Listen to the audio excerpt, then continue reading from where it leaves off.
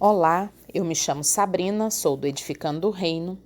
Vamos iniciar uma série devocional com alguns personagens da Bíblia, algumas mulheres marcantes que a palavra de Deus nos traz e aprender com elas aquilo que pode nos edificar. Amém? Então vamos iniciar. Hoje falaremos de Maria, Maria de Betânia, irmã de Marta e Lázaro. Jesus não estava em Betânia e sempre que ele estava em Betânia, ele se hospedava na casa desses três irmãos. Então, Lázaro estava enfermo. As irmãs, preocupadas, cuidaram de Lázaro. Mas Lázaro veio a morrer. Depois de sepultado, já ia fazer quase 4 dias, Jesus chega em Betânia. Jesus viaja até Betânia. Mas antes de chegar, Marta ficou sabendo que ele estava a caminho e foi atrás do mestre. E dizia: Mestre, se o senhor estivesse aqui, meu irmão não teria morrido. E Jesus falou a Marta se ela acreditava que ele era a ressurreição e a vida. Marta, então, vai falar que acreditava que ele era o Messias. Mas não foi isso que Jesus perguntou a Marta, não é? Marta foi até o encontro de Maria e Maria veio até Jesus. Ela estava em casa, sendo consolada por algumas pessoas. E quando soube, então, pela sua irmã, que Jesus estava para chegar em Betânia, ela foi ao seu encontro e o achou no mesmo lugar onde Marta já havia falado com ele. Então Maria diz a Jesus a mesma frase de sua irmã, que se ele estivesse ali, Lázaro não teria morrido. Mas Jesus não argumenta com ela. Jesus vê o sofrimento de Maria e das outras pessoas que também choravam juntamente com ela. Ele ficou comovido e em João capítulo 11, versículo 35 diz: Jesus chorou. Jesus se compadeceu da dor das irmãs, daquele povo em perder Lázaro. Uma delas ainda disse que vejam como ele amava Lázaro. Uma dessas pessoas ficou admirada de ver Jesus chorar por causa da morte de Lázaro. Mas algumas ainda disseram: ele curou o cego. Será que não poderia ter feito alguma coisa para que Lázaro não morresse? Então Jesus, novamente comovido, foi até o túmulo de Lázaro e Marta, preocupada, quando Jesus pediu para que tirassem a pedra, ela falou que já tinha 4 dias que esse homem tinha morrido e que ele possivelmente estaria cheirando mal. Mas Jesus disse que se Marta cresce, ela veria a revelação do poder glorioso de Deus. Isso está em João 11:40. Então as pessoas removeram a pedra, Jesus olhou para o céu, disse ao Pai: Pai, eu te agradeço porque me ouviste. Então Jesus tem esse princípio de gratidão antes de ver materializado o milagre. E assim que ele agradeceu ao Senhor, ele chamou Lázaro para fora e Lázaro saiu. Essa passagem é muito linda e tamanha deve ter sido a gratidão de Marta, Maria e Lázaro por Jesus ter trazido Lázaro de volta à vida, de ter ressuscitado o irmão delas. Jerusalém estava repleta com mais ou menos uns 100.000 adoradores, peregrinos que chegaram para celebrar a festa anual da Páscoa. Cada um deles, ao que tudo indica, tinha ouvido histórias sobre o Mestre Jesus. Disse um homem: eu não teria acreditado se não tivesse estado ali. Afirmo que Lázaro deu seu último suspiro 4 dias inteiros antes que o Nazareno chegasse. Minha prima viu tudo, disse outro. Segundo ela, Jesus simplesmente gritou o nome dele e Lázaro saiu do túmulo ainda vestindo a mortalha. Eu soube que o rabino estava indo a Jerusalém para ser coroado rei durante a Páscoa, declarou o primeiro homem. Os boatos se espalharam depressa como água fervente transbordando da panela. Em toda parte os homens especulavam se Jesus voltaria à comemoração da Páscoa. Maria não podia, na verdade, culpá-los por aquelas perguntas sem sentido. Como não ficar curioso diante do surpreendente acontecimento que tivera lugar em Betânia semanas antes? Como poderiam saber que Lázaro era tão normal quanto qualquer outro homem vivo? Afinal de contas, ressuscitar alguém dos mortos não era um milagre que acontecia todo dia, não é? Naquela ocasião, sempre que olhava para Lázaro, um ímpeto de alegria percorria seu corpo, como o vinho transbordando de um copo.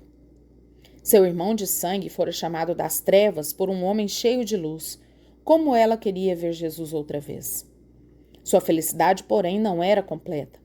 Nenhuma celebração podia apagar a lembrança de Jesus chorando naquele dia, do lado de fora do túmulo de Lázaro.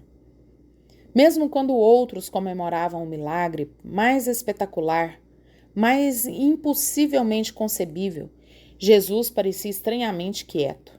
Em que estaria pensando ao olhar para eles? Perguntava-se ela. Maria desejava que ele dissesse, gostaria de poder sondar os segredos do coração do Mestre. Quando Jesus finalmente voltou a Betânia antes da Páscoa, Marta deu uma festa em sua honra.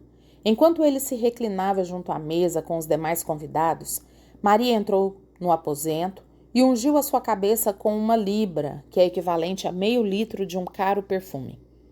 A fragrância encheu toda a casa. O discípulo Judas Iscariotes, que ainda iria traí-lo, não compreendendo o gesto dela, objetou com veemência. Por que não se vendeu este perfume por 300 denários e não se deu aos pobres? João 12:5. Embora não se importasse nem um pouco com os carentes, Judas era quem guardava o dinheiro dos discípulos e estava sempre procurando uma oportunidade para encher os seus próprios bolsos. Em vez de censurar Maria por sua extravagância, Jesus a louvou dizendo, deixai-a, por que a molestais? Ela praticou boa ação para comigo, porque os pobres sempre os tendes convosco, e quando quiserdes podei fazer-lhes bem, mas a mim nem sempre me tendes. Ela fez o que pôde, antecipou-se a ungir-me para a minha sepultura. Em verdade vos digo, onde for pregado em todo o mundo o evangelho, será também contado o que ela fez para memória sua. Marcos 14, 6-9. Desde o seu primeiro encontro com Cristo, Maria parece ter procurado uma coisa acima de tudo, o relacionamento mais profundo possível com ele. Absorveu seus ensinamentos, creu em suas promessas, prestou atenção em qualquer mudança no tom de voz que pudesse conter mais informação sobre ele. O amor deu-lhe o discernimento que faltava aos outros. De alguma forma, ela deve ter compreendido que Jesus não entraria em Jerusalém para receber aclamação doradora, mas para morte e desonra. Durante algum tempo, a luz pareceria sufocada pela escuridão.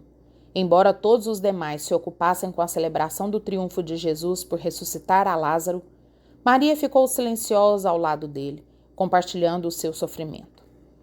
Cristo considerou o extravagante ato de adoração de Maria uma boa ação, afirmando a todos que ela seria lembrada para sempre por sua generosidade com ele.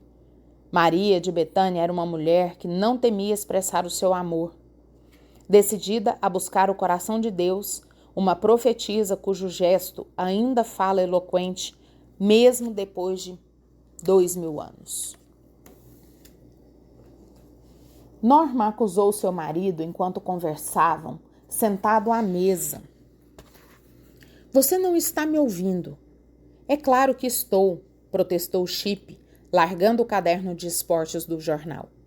Norma continuou a contar os seus planos para o dia seguinte, mas percebeu que os olhos do marido já haviam deslizado novamente na direção do jornal.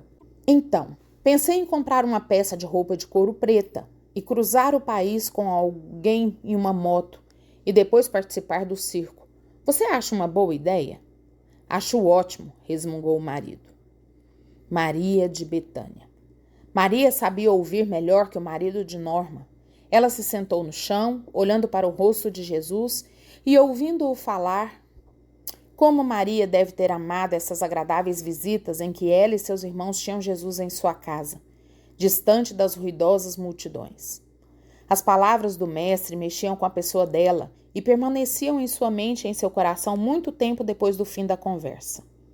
Sempre que Maria se encharcava com cada uma das palavras de Jesus, não ouvia nada além da voz do Mestre. A repentina explosão de raiva de Marta no serviço provavelmente encheu Maria de culpa por não ter ajudado e de vergonha por ser exposta diante dos convidados. Mas estes sentimentos rapidamente se dissiparam quando Jesus a defendeu, dizendo que ela havia escolhido a parte mais importante. Infelizmente, nem sempre damos nossa total atenção a Deus. Quantas vezes planejamos mentalmente as atividades do dia ou as refeições durante o culto de domingo de manhã? Quantas de nós não lutamos com pensamentos sobre listas de coisas a fazer durante nosso momento diário de oração? É difícil dar a Deus nossa atenção exclusiva quando tantas preocupações bombardeiam nossa mente. Mas nada é mais importante para o nosso crescimento espiritual do que desenvolver a disciplina de desligar-se do mundo e adorar a Deus com integral devoção. Dessa forma, escolheremos a coisa mais importante, como Maria o fez. E aconteceu que, indo eles de caminho, entrou numa aldeia, e certa mulher por nome Marta o recebeu em sua casa. E tinha esta uma irmã chamada Maria, a qual, assentando-se também aos pés de Jesus, ouvia a sua palavra. Marta, porém, andava distraída em muitos serviços, e aproximando-se disse: Senhor, não te importas que minha irmã me deixe servir só? Dize-lhe, pois, que me ajude. E respondendo Jesus, disse-lhe: Marta, Marta, estás ansiosa e afadigada com muitas coisas, mas uma só é necessária, e Maria escolheu a boa parte, a qual não lhe será tirada. Lucas 10, 38 a 42.